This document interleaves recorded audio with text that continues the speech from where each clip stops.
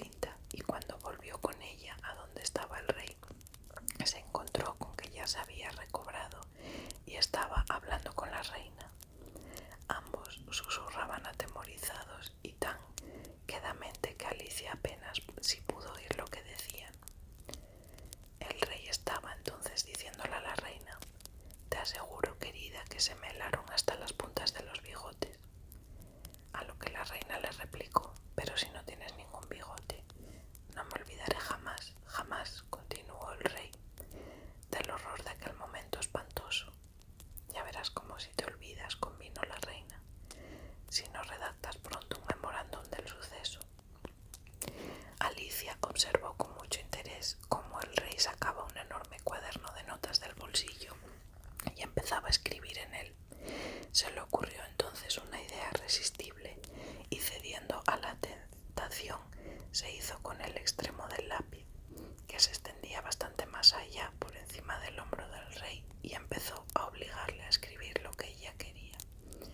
El pobre rey, poniendo cara de considerable desconcierto y contrariedad, intentó luchar con el lápiz durante algún tiempo sin decir nada, pero Alicia era demasiado fuerte para él y al final jadeó: «Querida, me parece que no voy a tener más remedio que conseguir un lápiz menos grueso. No acabo de arreglármelas con este, que se pone a escribir toda clase de cosas que no me responden a mi intención». «¿Qué clase de cosas?», interrumpió la reina, examinando por encima el cuaderno, en el que Alicia había anotado: «El caballo blanco se está deslizando por el hierro de la chimenea. Su equilibrio deja mucho que desear. Eso no responde en absoluto a tus sentimientos». Un libro yacía sobre la mesa, cerca de donde estaba Alicia, y mientras ésta seguía observando de cerca al rey, pues aún estaba un poco preocupada por él y tenía la tinta bien a mano para echársela encima en caso de que volviera a darle otro soponcio, comenzó a hojearlo para ver si encontraba algún párrafo que pudiera leer. «Pues en realidad parece estar escrito en un idioma que no conozco», se dijo a sí misma. Y en efecto, decía así. Durante algún tiempo estuvo intentando descifrar este pasaje hasta que al final se le ocurrió una idea luminosa. Claro, como que es un libro del espejo, por tanto, si lo coloco delante del espejo, las palabras se pondrán del derecho. Y este fue el poema que Alicia leyó entonces. Galimatazo. Brillaba, brumeando negro, el sol. Agiliscosos giros cavan los limazones, van errando por las páparas lejanas. Mimosos se fruncían los borogovios mientras el monio rantas mugiflaba. Cuídate del galimatazo, hijo mío, guárdate de los dientes que trituran y de las zarpas que desgarran. Cuídate del pájaro jubo y que no te agarre el frumioso zamarrajo. Valiente empuñó el gladio borpal, a la hueste manzona acometió sin descanso, y luego reposóse bajo el sol del tántamo y quedóse sesudo contemplando. Y así, mientras cavilaba Firsuto, hete al galimatazo, fuego en los ojos que surge hedoroso del bosque turgal y se acerca raudo, porjeando. Zas, una y otra vez zarandeó, tijereteando el gladio borpal. Bien muerto dejó al monstruo y con su testa volvióse triunfalmente galopando. Y haslo muerto al galimatazo, ven a mis brazos. Mancebo su risor, que fragarante día. Juru, jai, carcajeó, anegado de alegría. Pero brumeaba ya negro el sol, agilicosos giroscaban los limazones, van narrando por las páparas lejanas, mimosos se fruncían los borogovios mientras el momio rantas necrofaba. «Me parece muy bonito», dijo Alicia cuando lo hubo terminado, «solo que es algo difícil de comprender». Como vemos, a Alicia no le gustaba confesar y ni siquiera tener que reconocer ella sola que no podía encontrarle ni pies ni cabeza al poema. «Es como si me llenara la cabeza de ideas, solo que no sabría decir cuáles son. En todo caso, lo que sí está claro es que alguien ha matado algo. Pero, ay, si no me doy prisa voy a tener que volverme por el espejo antes de haber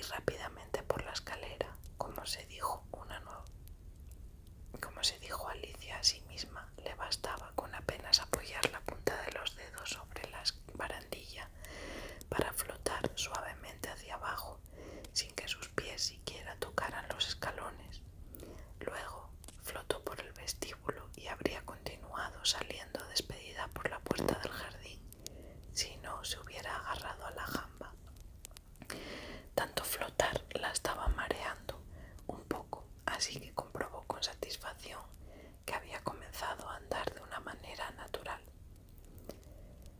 El jardín de las flores vivas. Veré mucho mejor cómo es el jardín, se dijo Alicia, si puedo subir a la cumbre de aquella colina y aquí veo un sendero que conduce derecho allá arriba. Bueno, lo que es derecho, desde luego no va, aseguró cuando al andar unos cuantos metros se encontró con que daba toda clase de vueltas y revueltas, pero supongo que llegará allá arriba al final. Pero que de vueltas no dará este camino, ni que fuera un sacacorchos. Bueno, al menos por esta curva parece que se va en dirección a la colina, pero no es así. Por aquí vuelvo derecho a la casa. Bueno, probaré entonces por el otro lado. Y así lo hizo, errando de un lado a otro, probando una curva y luego otra, pero siempre acababa frente a la casa, hiciera lo que hiciese. Incluso una vez, al doblar una esquina con mayor rapidez que las otras, se dio contra la pared antes de que pudiera detenerse. De nada le valdrá insistir, dijo Alicia, mirando a la casa como si ésta estuviese discutiendo con ella. Desde luego que no pienso volver allá dentro ahora, porque sé que si lo hiciera tendría que cruzar el espejo, volver de nuevo al cuarto y ahí se acabarían mis aventuras. De forma que con la mayor determinación volvió la espalda a la casa e intentó nuevamente alejarse por el sendero, decidida a continuar en esa dirección hasta llegar a la colina. Durante algunos minutos todo parecía estar saliéndole bien y estaba precisamente diciéndose: esta vez sí que lo logro, cuando de pronto el camino se torció repentinamente con una sacudida, como lo descubrió Alicia más tarde, y al momento se encontró otra vez andando derecho hacia la puerta. «¡Pero qué lata!», exclamó. «Nunca he visto en toda mi vida una casa que estuviese tanto en el camino de una. ¡Qué estorbo!». Y sin embargo, ahí estaba la colina, a plena vista de Alicia, de forma que no le cabía otra cosa que empezar de nuevo. Esta vez el camino la llevó hacia un gran macizo de flores, bordeado de margaritas, con un guayabo plantado en el medio. «Oh, lirio irisado», dijo Alicia, dirigiéndose hacia la flor de esa especie que se mecía dulcemente con la brisa. «¿Cómo me gustaría que me pudieses hablar?». «Pues claro que podemos hablar», rompió a decir el lirio, «pero solo lo hacemos cuando hay alguien con quien valga la pena hacerlo». Alicia se quedó tan atónita que no pudo decir ni una palabra durante algún rato. El asombro la dejó sin habla. Al final, y como el lirio solo continuaba meciéndose suavemente, se decidió a decirle con una voz muy tímida, casi un susurro: «¿Y pueden hablar también las demás flores?». «También como tú», replicó el iris, «y desde luego bastante más alto que tú. Por cortesía no nos corresponde a nosotras hablar primero, ¿no es verdad?», dijo la rosa. «Pero ya me estaba yo preguntando cuándo ibas a hablar de una vez. Pues no debe faltársele el seso, aunque no parezca tampoco muy inteligente. De todas formas, tienes el color adecuado y eso es, después de todo, lo que más importa». «A mí me trae sin cuidado el color que tenga», observó el lirio. «Lo que es una lástima es que no tenga los pétalos un poco más ondulados, pues estaría mucho mejor». A Alicia no le estaba gustando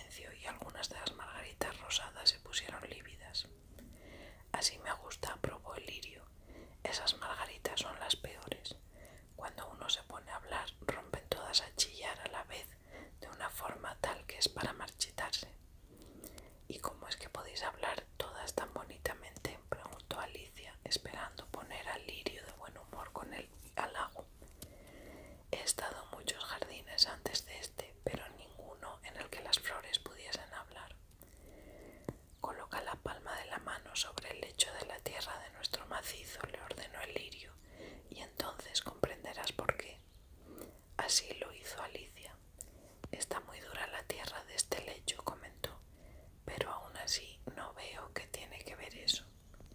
En la mayor parte de los jardines, explicó el lirio, los lechos de tierra son tan muelles que se amodorran